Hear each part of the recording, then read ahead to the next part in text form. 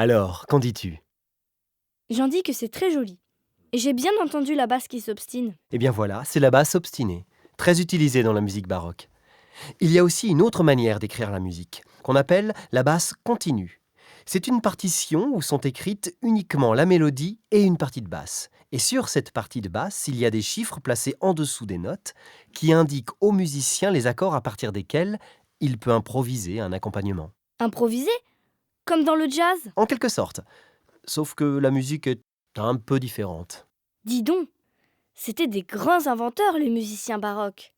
Mais au fait, ça veut dire quoi au juste baroque? C'est le nom d'un style qui a touché tous les arts.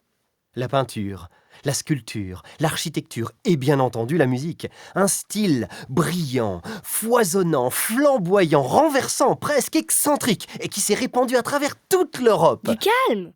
Si je comprends bien, quand un musicien inventait un truc, comme la basse obstinée, tout le monde faisait la même chose. Et oui, comme les musiciens voyageaient sans cesse, ils transmettaient leur savoir et leurs inventions.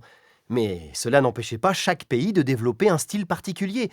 Et puis surtout, il y avait le talent.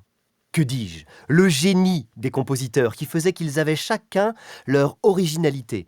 En Angleterre, par exemple, Henry Purcell est considéré comme le compositeur le plus original de son pays. Il associe avec brio les différents courants musicaux de son époque. Tu me fais écouter?